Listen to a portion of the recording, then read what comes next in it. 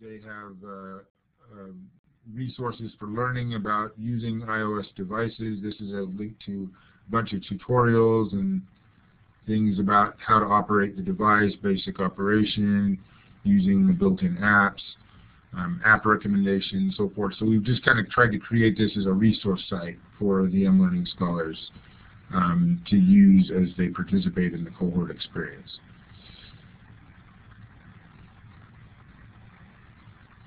The Google group allows them to just have a threaded discussion board, basically, or a discussion board. It's not really threaded, I suppose, but a discussion board that they can use to communicate with each other. All right, so the 1.0 cohort, as I mentioned, being those that are just beginning, they have a question that they're kind of exploring, a purpose of what they're trying to achieve in their course, but there's a less rigorous research expectation.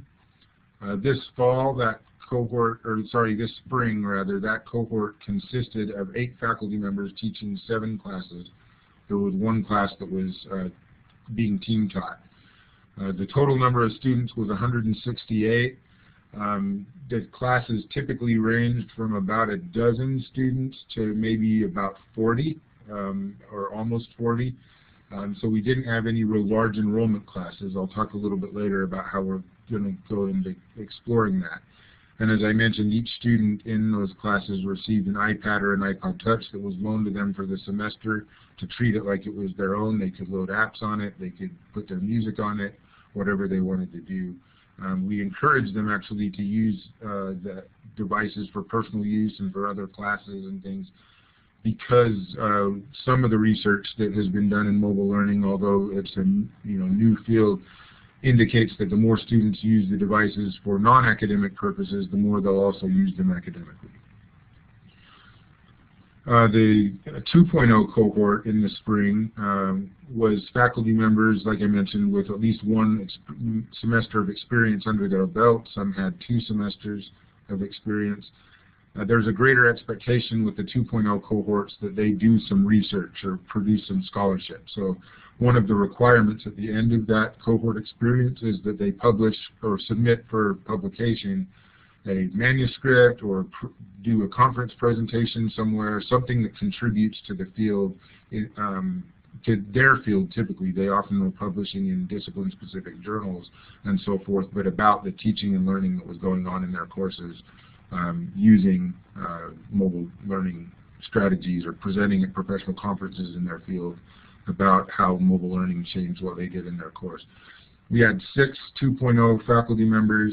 They were teaching 5 face-to-face classes, and the 6th faculty member was teaching online. So that was kind of unique, and he had had online experience as a 1.0 scholar as well. 140 total students in those courses, and the numbers of students in particular courses was about the same as what I mentioned for the 1.0 cohort. So no large enrollments in this. And again, although those students received a mobile device for the semester. These are examples of some of the projects that they did, and I'm just going to put that up briefly and let you kind of scan through what some of those things are. But they were collaborating on producing various types of media works, movie poster involving images, text, and so forth, audio and video for reflection,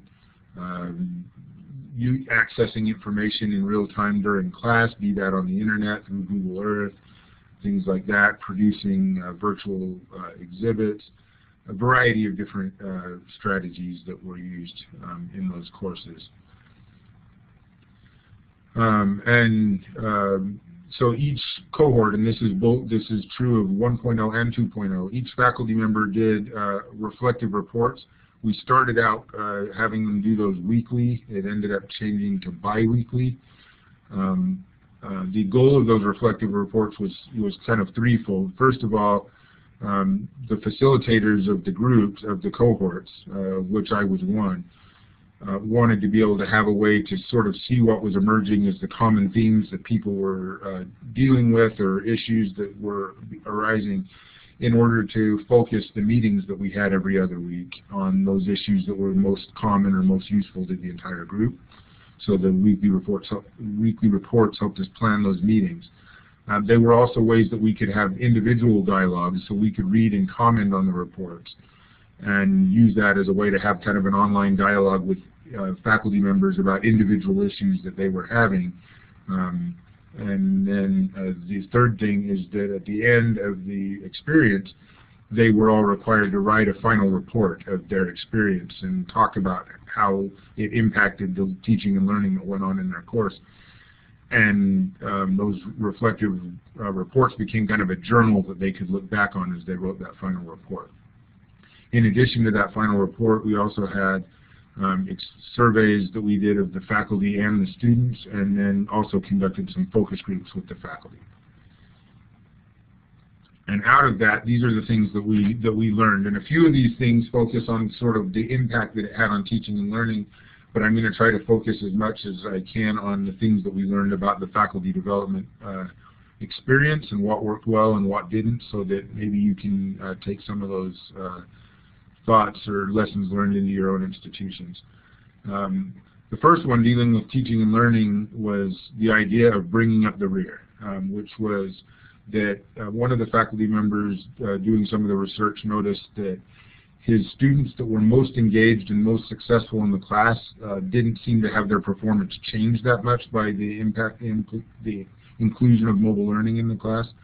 That it seemed that those on the lower end of the academic performance scale, if you will, that was where the big impact in increasing their engagement and increasing their learning outcomes came. So it seemed to bring up those who typically might have been less successful in the course.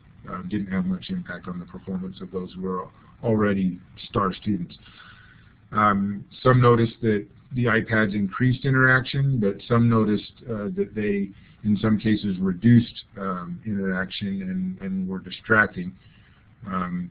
One particular faculty member said that she was teaching 3 sections of the same course, and the course that had the mobile learning in it, the students were checking email and doing Facebook and stuff at the beginning of class and not talking to each other, whereas students in the other 2 sections of the courses tended to be talking to each other kind of when she walked into the room before class, those that were there, you know, a few minutes early.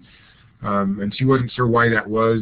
Some of it may have had to do with the presence of the mobile device. It was also the mobile section was at 4 o'clock or 4:30, something like that, at the end of the day, and that could have something to do with it too, but she noticed that.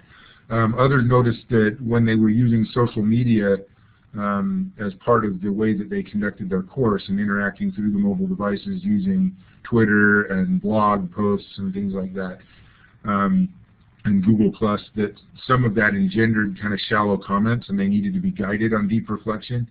And the hypothesis there was that social media kind of typically involves shallower levels of conversation, and maybe that was cascading into their academic use of it. And they noticed that mobile learning could, in cases, make them more efficient in doing things like grading and stuff like that. One example would be using an annotation program like iAnnotate to be able to make audio comments on students' written work rather than typing out the comments, and having that ability to provide feedback take less time and therefore increase time that they could spend on other types of teaching activities like meeting with students face-to-face, involving students in active learning, giving feedback on other things that they may have given less feedback on in the past, and so forth. But they did notice that there was one particular instance of a faculty member who gave some important feedback to a student using the digital modality, and the feedback was misinterpreted in a way that had some negative consequences. And so that particular faculty member kind of brought out this point that it's important not to use the human touch, that although we can provide feedback using electronic means, that doesn't mean that it's always the best way to do it. And now kind of moving into thinking about the faculty development, we found that initially when faculty would go into the mLearning Scholars experience, they often would come up with some really wild ideas, things that as they would begin to try to implement them, they would run into snags, and those things might not be as feasible, and they would have to change their plans. But going through that process, had value because the ideas that they came to through that kind of wild ideas, sky's the limit mentality, although not always practical, ultimately ended up with more innovative, feasible ideas than they probably would have come up with if they had just started by thinking about what can I feasibly do. They also noted that not all the students are comfortable with the technology, so there are things that we need to do as far as our student development in conjunction with our faculty development, and the faculty need to understand as part of the faculty development that we give them that the idea that all of these students are just digital natives who come to this stuff naturally is a myth, and that there still needs to be some attention paid to how are students going to learn the skills. Faculty need to understand that. Students expect apps to be free. That we had a lot of pushback from faculty who wanted to have students buy an app that cost $2 or $3, and part of that could be related to the fact that the devices were on loan to the students. And so although they would buy the app, and yes, if they ever got an iOS device, they would still have that app associated with their Apple account and so forth. If they didn't plan on buying one, they saw that as wasted money. We saw that as more like this is just like any other materials that you would have to buy that might be a consumable. Nobody was requiring their students to spend inordinate amounts of money on apps. It was, spend $4, $5 for these, apps. But there was some resistance from the students to that, and it was good to note. And in conjunction with that, we did find, as we had anticipated to find, that there were limits to what the students were willing to do with regard to investing fully in the device because they knew they would have to give it back. So some data that they might have otherwise kept on the device or used the device for, they would still keep on traditional computers or other things because they didn't want to have to then figure out how do I transfer that stuff off the device at the end. Notes for class, for example, might be one example of that. So we would like to find a way where student ownership of the devices could be more part of the picture. And in fact, our earliest mLearning Scholar cohort took that model, but then we were later corrected by our purchasing department and said you can't do that for some of the ways that we had done it, because we were subsidizing student devices. And so when we were told no, we can't do that, we just had to buy the devices ourselves and loan them out, and it did change the picture and how the students were willing to invest in them. There were barriers for certain activities. We found that some of the professors had planned activities using the mobile device, thought that the mobile device would be really useful for things like writing, because I can carry this around, I can have an idea and pull out my mobile device and type on it and implement my idea right then and there. So we thought some of the serendipity that might occur in inspiration that comes at moments where a traditional computer wasn't around, the students would be able to take advantage of those things. They could to a degree, but students found difficulty of moving apps around, data from the iPad to a computer and back again. The struggles that some of them had with the touch keyboard, limitations of Blackboard Mobile and things to curtail some of the activities that they would have liked to have been able to do. Okay, so one thing that's important in terms of planning activities for the faculty, and therefore something that maybe faculty development should encourage faculty to think about, is what role do mobile devices play in the professional practice that students might be doing in the discipline in which they teach. Obviously, this probably applies more to courses that are in a major versus general education courses. But there were many of the courses in our Mobile Learning Scholars that were in that boat. Major courses in construction management, where they were thinking about how do people working in this field use these devices in their day-to-day practice. How can we then implement something that approximates that in our course curriculum so that they're learning not only the content but the skills that they need to have as they enter the workforce. And the same thing occurred in our in a history program, in digital humanities kind of things, and others. We noticed, despite our best efforts to put good infrastructure in place, that there were breakdowns. And so many of our faculty highlighted the need to have kind of a plan B for when the network doesn't cooperate and not all the students are able to get on, or something like that happens. And then from the faculty perspective, in terms of thinking about kind of the ongoing sustainability of what faculty put in place, and this impacts their faculty development, is that they themselves, the faculty teaching the courses, got to keep their devices as long as they're employees at Boise State. But the students, as I've already mentioned, had to give their devices back, and they become part of a pool used for the next cohort of mLearning scholars. Many of the 1.0 scholars go on to participate as 2.0 scholars. The 2.0 scholars can always apply to be 2.0 scholars again, but the bar increasingly kind of gets high for them in terms of what am I going to do that's new, that builds on my previous work in a way that adds something new to the field, that gives me an opportunity to do new research that has importance. Versus what would be the value of having this scholar step out of being continually supported as an mLearning scholar and giving someone else the opportunity to explore. And their inability to count on the continued opportunity to have every student in their course have a mobile device becomes a challenge in sustainability of their investment in course redesign. And something that several of the scholars have highlighted after the fact is, had I thought through this better and thought about what would things look like when I'm no longer an mLearning scholar and don't have every student in my course loaned a mobile device, it might have changed what I did. Maybe there were one or two who said I might not have signed up to begin with if I had realized that I wasn't going to be able to keep everything going in this way or continue to have that support.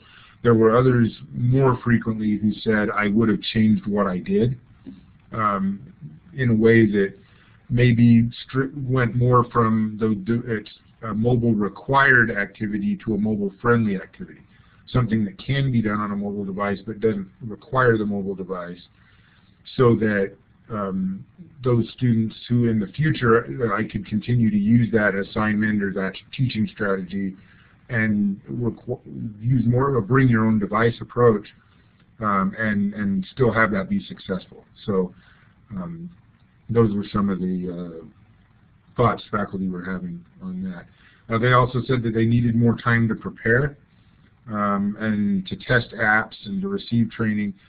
And so we made some changes to the way that we did the cohort this fall and what we're doing this coming spring as a result of that I'll talk about in a minute. We also minimized or reduced the number of reflections we had them doing because they had indicated that they didn't feel like the weekly aspect of the reflections was quite as valuable. And also I showed you briefly the Google site that we had created for them. Each cohort had their own Google site that they interacted in, and they commented that they would have liked maybe for a larger online or type of a community so that they weren't just interacting with their cohort but with others involved in mobile learning as well. And we've also made some changes in that regard. Lessons learned from the students. Here's some advantages that they said that the mobile learning, use of mobile learning had for them, as well as some disadvantages. Both the advantages and the disadvantages were anticipated, but there were a few things that they said that they thought were going to happen that really didn't play out. One was they were afraid of technical failures impacting their performance in the course. That didn't prove to be an issue. Also, there was some concern because they all had to sign a thing at the beginning that said, I am borrowing this device, and if I break it, I buy it, kind of thing. And so they were concerned about the implications of damage to or loss of the device. We loaned out nearly 300 devices in the spring of 2012, and 2 had some damage that required repair. Nothing required replacement. So overall, that really didn't play out as a cause of concern. We noticed that most of them were using the iPad for other courses, and the majority of the comments on both the post-survey and the pre-survey were positive. Universally, they were positive on the pre-survey of students. They were excited about the opportunity to get to use mobile devices in their courses. There were some negative comments indicating that they felt like the device had been not the best use of resources or hadn't been effectively used by the professor or something on the post-survey. And I've drawn a little diagram here that, if you're familiar with Gartner's hype curve, you'll recognize as being my approximation of that. And the little gray dot is where I think we are on that hype curve as a result of kind of students' experience.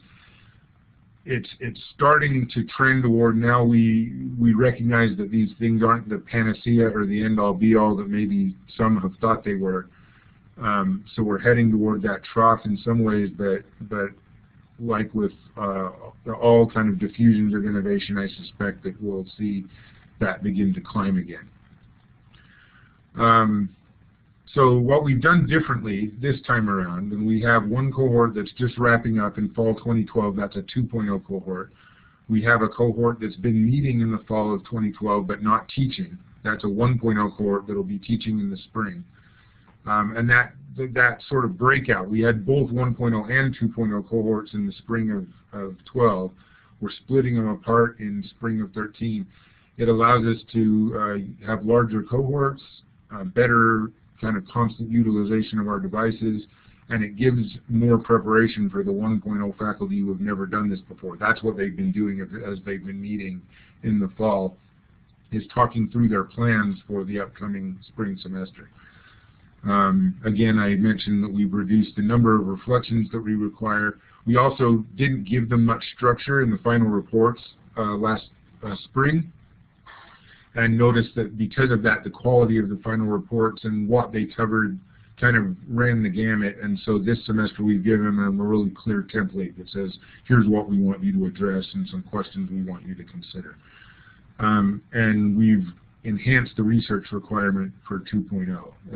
The last 2.0 cohort didn't have the requirement of producing an external scholarly work, a publication, a conference presentation. They had to do some scholarship that was at least presented internally. This cohort this fall is going to be all of them presenting something that is intended for external sharing with their field. 2.0 cohort that's just wrapping up, 8 faculty members, 7 courses, 183 students. The 1.0 cohort that is meeting now has 2 cohorts actually, because there were so much interest in it that we actually did split it into 2. Each has 7 faculty members. The numbers of students are there on the screen. You'll see that that's a substantial increase from what we've had before. And in part that is because where our courses in the past up to now with mLearning Scholars have been under 40 students typically in each section, we've got a couple of large enrollment courses now, one of 200 students, another one that's about 90. So there are some opportunities that we're exploring there with regard to how does this change in a large enrollment course. We're also looking at courses now. We have several of the faculty who have proposed, I just want to be part of the cohort for the faculty development. I don't expect all my students to get loaned a mobile device. I want to try a bring your own device approach, and so we're starting to experiment with that. And so this is what we will be looking for in our assessment at the end of this fall semester and at the into the spring. We want to look at the change in students' digital fluency. How do their digital content creation, information vetting skills, those things that we would define as digital fluency, change as a result of participating in this mobile learning experience. What's the impact from the student's perspective on the learning outcomes and separately on the process that they go through to reach those outcomes? How satisfied are they with the experience? How much value do they see in it? And what were their concerns or the troubles that they ran into? From the faculty, we're interested in looking at, again, the impacts on the learning process and the learning outcomes from their perspective, and the change in their digital fluency, that of the faculty member, and what they perceive the strengths and the challenges with mobile learning to be. So those are all similar to what we are looking for from the student. We also want to look specifically at how were our support resources used, and that includes my department, Academic Technologies, the library, the Office of Information Technologies. How did those resources integrate together to help, or in maybe some cases to get in the way of what they were needing in terms of faculty development? So what were the positives, what were suggestions for improvement? And lastly, how did the experience of doing mLearning Scholarship for the 2.0 cohort impact their growth as scholars, and particularly as scholars in the area of teaching and learning? We also want to look at how frequently they use mobile learning strategies in class and, equally importantly, out of class. One of the things that we have continued to make part of our mobile learning faculty development is encouraging them to think about the device as more than just a computer, to say what changes because the device is an iPad, and not what would be different if what I did is outfit you with a computer lab every class period. We want the strategies that you employ to be things different than what you could do if that was the scenario, or even if we gave all of the students laptops. We want to look at the time that the faculty member had to spend in preparation and things, kind of what was their investment, and associated with that, how can they sustain that investment? How do they plan to sustain that investment? How have they been able to maybe translate that investment into other courses? Do they use their mobile device in other courses where students don't necessarily have mobile device, but the faculty member has been given a mobile device and can take that? And what are their recommendations for us as a campus moving forward? Okay, now I'm going to kind of talk about what's different with our M program. This is a program that's implementing mobile learning, as I mentioned, across many courses in the program. There was a competitive application process, and the Master of Applied Historical Research program that was selected during the summer of 2012 was designing activities for use in their course. They've implemented in the fall in the first 2 of their courses, and then other courses are being added to that in the spring and subsequent semesters. You can see kind of the cost there. $50,000 was the budget for faculty stipends, course buyouts, iPads for the faculty, apps for the faculty, and other needs. Students are purchasing their own iPads, and in exchange the faculty members have committed to reduce textbook costs over the course of the program at equivalent to the purchase of the iPad. There's 7 faculty members involved in the program. There's 13 courses that are being taught that are involved. One of the faculty members, in fact one of the lead faculty members in the Master of Applied Historical Research program, has previously been an mLearning Scholar 1.0 and 2.0, so this builds on some of the work that occurred in the mLearning Scholars program. And the last 2 bullets here are just some of the ways that these students might use mobile learning skills in their professional practice, and why it makes sense for them to participate in their graduate program. These are some of the plans that the mobile learning program is going to plan on implement. So I mentioned the reduction of textbook costs. Part of that is using e-text and other e-content. Exploration of websites created by amateur historians, kind of critiquing those, producing some of their own websites, looking at findings about a cultural landscape, going out to the field and doing some capturing of data through wiki entries, blog entries, recording video, researching what others have done in the area of developing historical apps or websites, developing an augmented reality tour, interviewing professionals, lots of different activities that they have planned. Google Earth activities, use of census data, tagging things with geotags, visualization.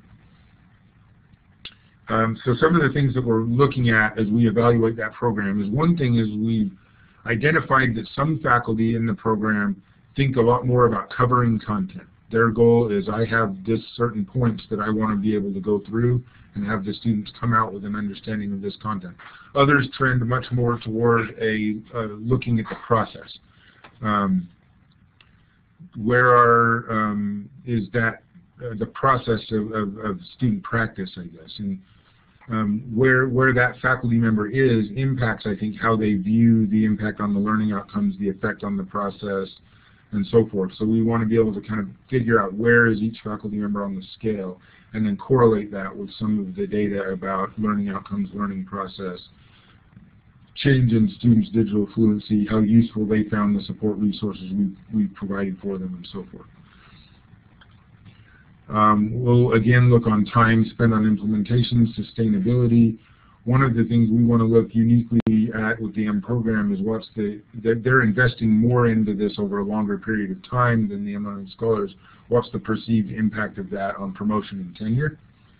And are there any characteristics unique to the program that influence how the findings from this program might be replicated or applied to other programs? We also want to look at some of the faculty. There are a few faculty who teach in the Master of Applied Historical Research program who are not participating in the mobile learning implementation. So we want to look at what's different about those faculty and their attitudes towards devices in the program. If they see uses of the devices in their classes by Masters of Applied Historical Research students, in what ways, how much, and as they observe that, if they had a chance to sort of make their decision again about participating or not, would they choose differently? And from their perspective, those who opted not to participate, what was their perception of the impact this would have on promotion and tenure? And from the students, it's pretty much the same as what we're looking at with the mLearning Scholars students, with the addition of, we want to look at, did they perceive that it was integrated across the curriculum in useful ways? And then another thing is our faculty that proposed this program proposed to survey their students 2 to 3 years after graduation and look at ask them how did their experience with the mLearning program impact their professional practice as graduates, and did it make an impact on their readiness for the workforce and the types of opportunities they had available to them and the tasks that they were asked to do professionally. And we'll gather all of this with a brief report of the faculty by the faculty member teaching courses at the end of every semester, and then some Likert scale surveys followed by focus groups. Moving on now to talk about our Summer Institute on teaching and learning in the mobile environment. It was 4.5 days long, half day on a Friday. It automatically involved all of the faculty teaching in the program, but also provided slots for other faculty to participate. So there were 34 total faculty.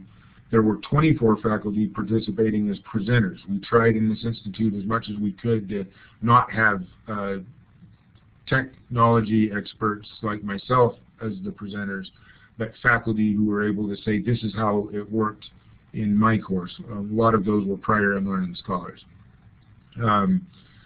We had a stipend of an iPad and about $100 worth of pre-selected apps that were used during the institute that were kind of the incentive to participate. So faculty did have to apply to participate and kind of propose why they wanted to attend the institute. It was designed around a focus of course design, and you can see kind of how the days broke out there. Day one was looking at setting up the learning objectives, and then, although it's not associated with course design, that was the day where we put how does mobile learning impact all of the things you have to do as a faculty member that are necessary parts of the teaching and learning process, but not really teaching and learning. Day 2 and day 3 both focused on learning activities, but one was more focused on what the student was doing, whereas the other was focused more on what the instructor was doing. There was a day focused on assessment, and then a wrap-up day and sharing of ideas. Some of the activities that they did are listed here. There was field trips to go around campus and create a multimedia ebook. There was participating in polls from the mobile device. There was developing presentations. There was sessions on ebooks, on recording podcasts, lots of different things, and all using the mobile devices. They created, over the course of the Institute, a course alignment plan that documented how they might consider using mobile devices in their course, and that course alignment plan really took kind of a course design focus, asking them to tie their activities to learning objectives in the course and things like that. This is the URL for a Google site that we developed for the Summer Institute. Amber, if you can post that in the chat, that is something that people can then click on if they want to go see that. It'll also be in a handout that if you make sure that we have your name and email address and so forth, you can put that in the sign-up form if you haven't done so already for this session. Then I'll get you a handout that has this link on it. There's recordings of the sessions at that link, as well as all the materials that we used.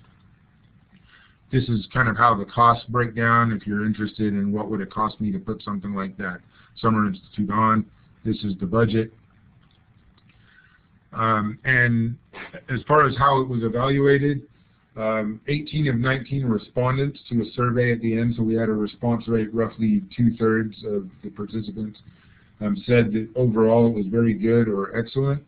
At the end of every day we did a plus delta evaluation, which, if you're not familiar with that, is basically just asking them to brainstorm with us what went well today, what would you like to see improved.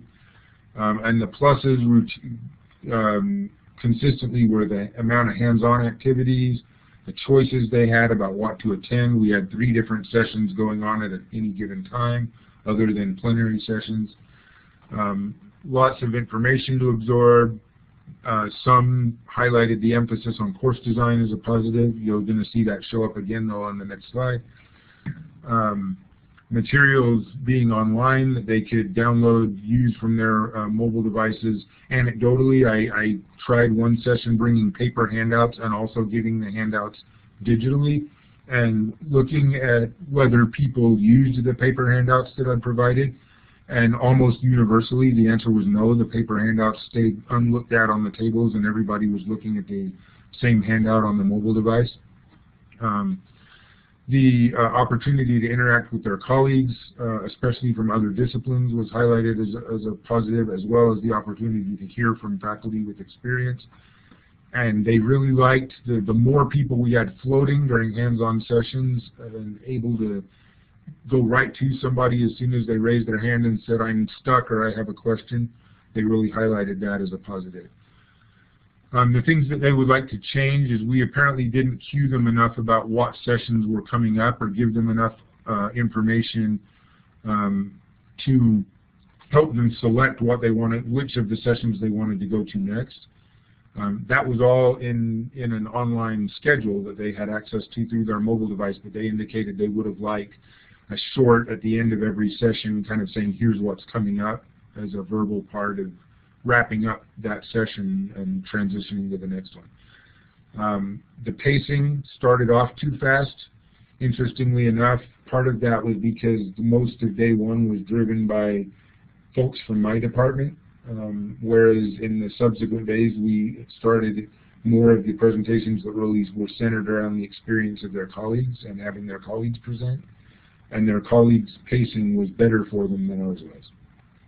Which isn't surprising, but useful to know. They highlighted lots of information to absorb and emphasis on course design as positives, but also as negatives. They felt like they were drinking from the fire hose, and in some cases, some of them had been through other faculty development offerings that took a course design focus, and so some of that course design material felt like old hat to them. They also felt like we didn't give adequate time on day one for them to just kind of get to know who the other people participating with them were. And the fact that each session was offered only once and there wasn't repeats of sessions was highlighted as something they would have liked to see change. There was a lot of comments about, oh, I would have liked to have gone to this, but it happened at the same time as that I also wanted to go to. And we did record many of the sessions, but that was something that was highlighted. We tried to use Twitter hashtags.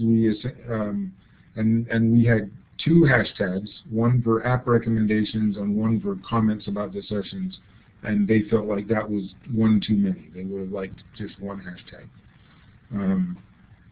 to follow. They would have liked more comparisons of apps.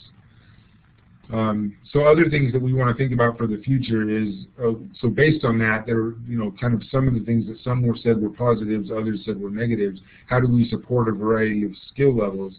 And is the focus on course design as an organizing framework for this kind of thing becoming less necessary? And given a finite amount of time, which is more valuable? More choices of sessions or a little bit of repetition so there's more opportunity to participate in a session on a particular topic? And maybe do we have an extended break in the middle of the institute so it like happens 2 days 1 week, rest of the week off, come back, do part of it again a second week, or even do it in the beginning of the summer and have a follow-up at the end of the summer. Some of the things we're thinking about. Our Be Mobile Day, the last thing I want to address just real quickly, was recently held in September. It was planned by a committee including folks from my department, the library, Central IT, and a couple of faculty representatives. And its goals were really increasing awareness of the Mobile Learning Initiative and getting faculty excited about being involved and giving them some opportunities to do so. It was an open event. No stipends or incentives to participate were provided, but neither was there a restriction on who could come. It was designed in a way to allow people to just kind of come and go as they please. We did have, one incentive, which was 8 iPads that we were awarded by random drawings throughout the day's sessions. There were 12 faculty who presented. Only 2 from my department. I see that as a positive. We really wanted, to take to heart that faculty would rather hear from other faculty. We also tried to involve quite a bit of student voice, and that was at the urging of the faculty on our planning committee. So we had a session all about the student experience and another session that had both students and faculty participating in a panel. You can see the numbers here of how many people attended, 40 unique and 102 different kind of person attendances, if you will, at different sessions. The sessions were recorded. They're available at that website, and we can get that posted there in the chat for you. These are the sessions that we had. There was an amazing student experiences panel. That's the one that involved both faculty and students. The faculty kind of talking about what they did and the students talking about how they perceived what the faculty member did and what they felt it contributed to their learning. We had one on supporting digital assignments where a faculty member kind of took students through the experience, or took attendees through the experience of being a student in one of their courses, kind of implementing on a mini scale one of the assignments that they had students do, and then using that as a framework to talk about how you might support students in doing something like that. Students sharing their favorite apps with faculty was one of the sessions, and then we had sessions to help faculty think about sustainability, a session by our library staff on using e-content, both e-text, streaming video, other library databases. Highly received session, I would say. In part because whenever the library does these sessions, I wonder who's still back at the library. There must not be anybody, because I swear every librarian is there helping the faculty. So the number of floaters that they have able to give that one-on-one help as faculty members raise their hand and say, I'm stuck, is phenomenal, and faculty really appreciate that. We had some hands-on sessions on mobile strategies for study and self-assessment led by faculty. And then Dale Pike and I, the one presentation that was given by people on our staff was, here's some opportunities to participate and how you would go about getting involved. That's everything we did. Everything else was faculty and student presentation driven. There was an iPad help desk that they could drop in and get help with. That was staffed by library staff and central IT staff. And then we had a big whiteboard in the back that was just go write down on your whiteboard your favorite apps. And we found that people participated in those things. Here's what we asked about the event in our assessment. How well did we meet the goals of increasing awareness and interest? What did they like? What did they think could be improved? And what should we do next as a campus? What we found is these numbers, we increased for both familiarity and interest in the mobile learning initiative substantially. As far as getting involved, 7 of our current 14 mLearning Scholars 1.0 were people who attended the Be Mobile Day. So I don't know that all of them hadn't heard about that opportunity before, but I would anticipate that there was at least some of those 7 who were motivated to apply by attending. They liked the student contributions and perspectives. They liked the interaction with their colleagues and the hands-on experience, just like the Summer Institute faculty said they did. They said that they'd like to see us focus less on Apple, start talking about some other platforms and the opportunities that they provide. They would have liked to have more specific agendas for each session to kind of help them decide what sessions they were going to attend. And some of them said, I wasn't able to go to this or that session. Could it have been live streamed? Which we didn't, and I could have attended it remotely or something, but we did record several of the sessions, and those are on our website. And what they said Boise State should do next, increase access to mobile devices for students, more faculty development opportunities, perhaps doing kind of a Be Mobile week with more repetition of sessions, workshops focused in specific content areas is something that people said that they would really like. And then just helping them to move more beyond the basics and the ways that devices are used, maybe by having mLearning scholars who, or past mLearning scholars, serve as departmental mentors in mLearning. And they've highlighted that there's still places where we need to increase our wireless coverage and our capacity. So the last slide, our next steps are in exploring digital fluency support options for both faculty and students in kind of a self-serve model. Expanding our mobile learning device pool to include some other platforms and beginning to use those to explore large enrollment courses and bring your own device models. And building a common community of practice for all participants in mLearning opportunities. That's something that we actually did for the fall cohort. Those meeting in the fall have a single site that both the 1.0 and 2.0 are in. And we're going to kind of roll that out as a community, invite past mLearning scholars into it, and make that the default kind of place to go for mLearning discussion rather than having separate cohort sites for participants in different initiatives.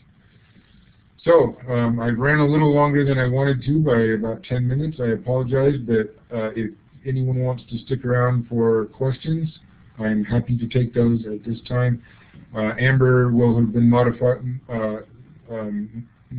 the chat here for me, so I'll start maybe with having Amber read off some of the questions, and then I will answer those, and then if there's other questions, I'm happy to stay on, as long as there's those who want to hear questions or have questions answered. So, Amber, you want to give us our Also, I question? posted a link to a Qualtrics survey. If you get a chance, we would love to hear any of your feedback you have from today's survey, or excuse me, today's webinar. It's only going to help us improve our future webinars.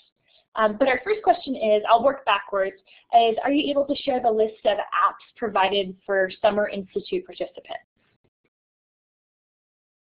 Yes, we could do that. I will make sure Amber has the list, and we'll get it posted up on the website where we post the slides and recording of this session. Great. The next question was, how is your library involved in supporting both the faculty and students?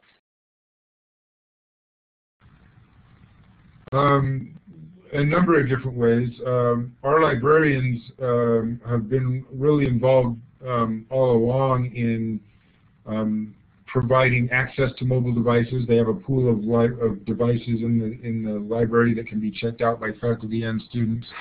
The library has been aggressive in pursuing e-content kinds of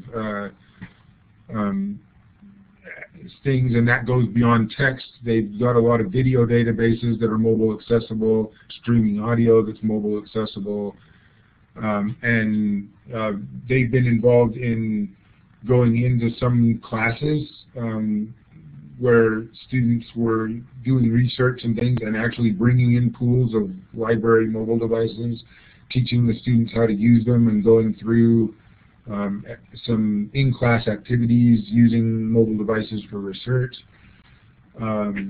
They have been co-facilitators with staff from our department in all of the mLearning Scholars and M-Program cohort meetings, and have certainly offered any library specific knowledge about e-content and things like that to help the faculty members in preparing their activities for their teaching and learning of their students.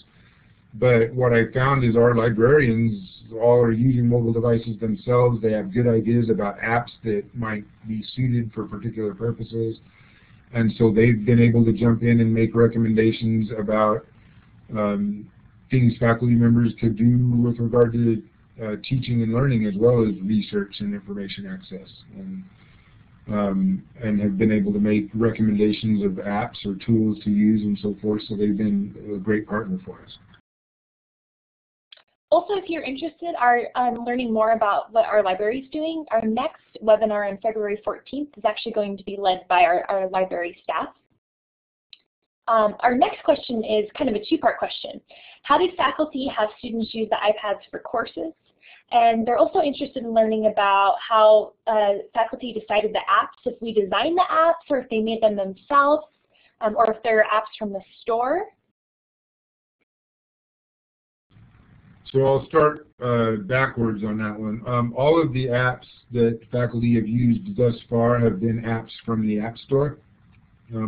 We haven't had anybody yet who has done app development or had students working on app development or anything like that. But that is a goal in the Master of Applied Historical Research program on some level, to have the students thinking about, if I was designing a mobile exhibit for a museum or something like that, how might that be implemented? And even maybe to work with some partners on campus to move that toward an actual implementation of being a real app or a mobile website or something like that. So, so there's a little bit of movement in that direction. How they selected, Amber, repeat back to me. Sorry, I've lost the first part of the question. Sure, no problem. The first part was, how did faculty have students use the iPads for courses? I think we talked a little bit about this with the Masters of Applied Historical Research program, but I think they're looking for some examples of how they specifically use the iPads. Sure. So some of them, a lot of them, I would say, in the 1.0 cohort particularly, the most easy entree into using mobile learning for most of the faculty members has been either doing something that they were already doing but using a mobile device to do it instead, like presenting information to students and so forth, or doing something that they would have done if they had access to laptops in the classroom or something like that. So you see a lot of projects where they're using, having students look things up on Google as part of participating in brainstorming and discussion, or accessing information online through, Google Earth or something like that. Things that it's like, well, I could have done that if they had a laptop, and it would have been the same, essentially. But we encourage them to think beyond that and say, how would things change because the device is mobile? So I had one faculty member who he was an environmental studies professor, and his students went out and into the field and actually gathered some data that they put into a spreadsheet in their mobile device while they were in the field, and then came back to the classroom and shared that data with each other and did some analysis of it. So that's an example of kind of beginning to take it beyond something that it's an activity that he did because the device was mobile. So we started seeing more of that, where they were kind of thinking about what can be done with the class outside of, out of the classroom. Another example of that was a construction management professor. Early on, the mobile device was used as kind of a study aid. It was the ability to create digital flashcards. But later on in the course, the students were going out, taking pictures of construction materials and construction methods in buildings around the campus and around the community, and tagging those things on Google Earth and sort of saying, here's where I saw an instance of such and such a construction technique or something like that. So that gives hopefully a few examples. There will be one of the things that is on our mobleLearning.boisestate.edu website is the final report for faculty who were part of our spring 2012 cohort. So you can also go there and click on mLearning Scholars and go to the 2011-2012 year, and you'll find the reports for the spring 2012 cohort there, the 2.0 cohorts. And so, I mean, the resources are out there if you want more information to delve into it on our website. We can put links to that on the, actually there are links in my handout that I'll post on the website for this presentation. So this is a question that's been asked by a couple people. Have you considered using other devices such as Chromebooks since you are using the Google ecosystem?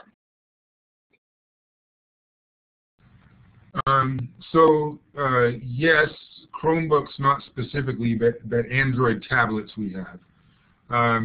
The reason that we did iOS initially is because it was the most mature platform at the time in terms of the app marketplace and everything when we sort of started our exploration.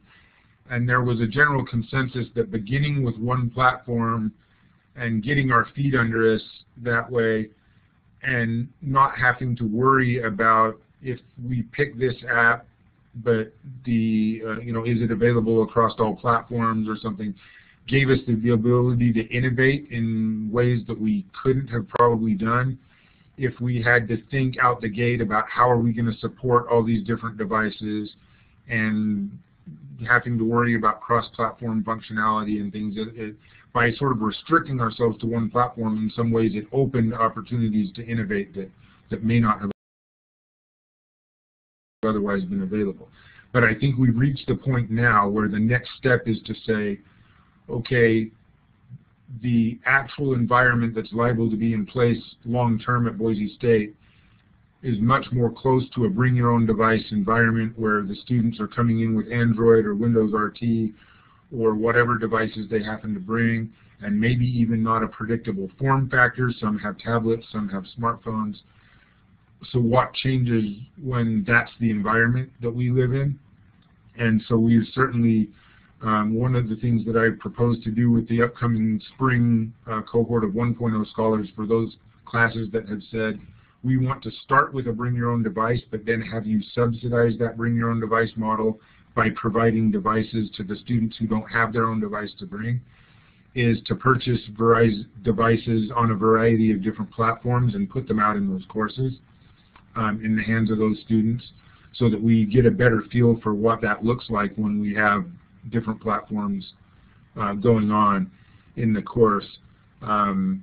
So yeah, we will be looking and experimenting with kind of broadening our support to multiple different platforms and devices. Okay, Eric, the last question I have for you is, what limitations in using Blackboard Mobile did the students and instructors experience? So the students found that they could read course content on it okay, and it worked all right for taking quizzes and stuff. Some of the instructors would actually have students do Blackboard quizzes right there during class, and that worked fine. But if they wanted to submit an assignment, for example, there's no way that they could compose something in a word processor on their mobile device and then submit it up through Blackboard mobile. There's really no file system for the iPad, and that created some issues that probably aren't Blackboard's fault, that the students would have liked to be able to have more interaction.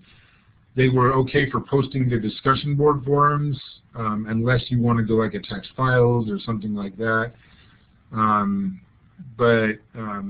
So it was a lot of the interactive components of the course that they found didn't work. The students didn't complain nearly as much as the faculty members did, because the faculty members wanted to be able to create content, grade assignments, and enter stuff into the grade book, and a whole host of things that they're used to doing in Blackboard that the mobile version of Blackboard, both through the browser, the mobile browser, and through Blackboard Mobile Learn app, don't allow you to do. There's no grading and entering grades and providing feedback on submitted work. There's no creation of course content, building course sites, adding new material to the course site, things like that. That was kind of what they were complaining about.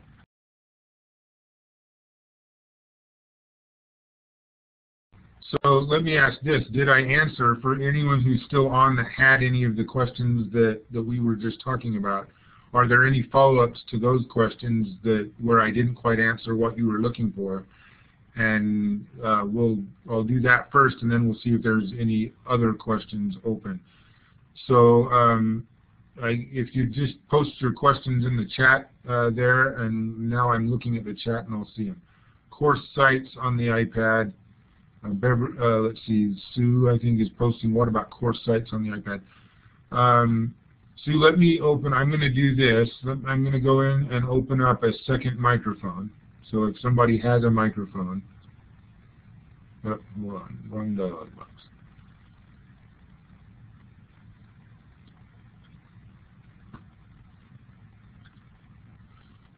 All right, I've opened a second mic. So Sue, if you want to clarify what you mean by course sites on the iPad, if I haven't already answered that.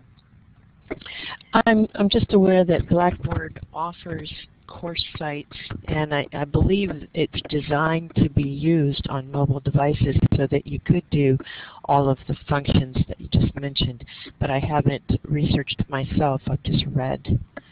Okay. I think that what course sites is, and I wanted to see if you were thinking of something different. I think what Blackboard's course sites with a capital C, capital S is that if your institution isn't using Blackboard but you want to use Blackboard, Blackboard has kind of a hosted service that you can have your course on a Blackboard hosted system.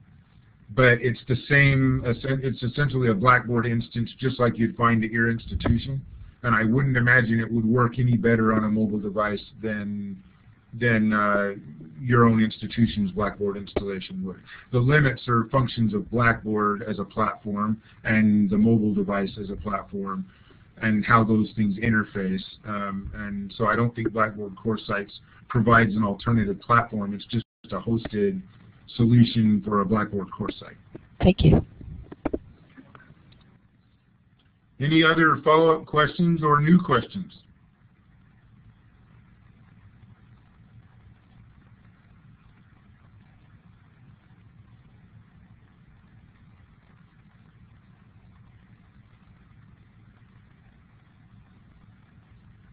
None? All right, well, I appreciate you all being on today. We will get these slides posted on the website with the description of where you originally found the link and so forth. I'll have a handout that I'm going to post there, and we'll get the list of apps from our B-Mobile Day posted up there. Anything else that you're looking to have posted up there that I haven't mentioned?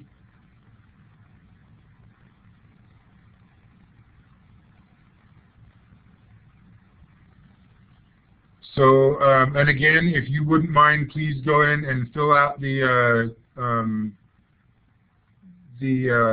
survey about this session. Your feedback will help us improve future webinars and also, give us the opportunity to do what we do better. So we appreciate your feedback.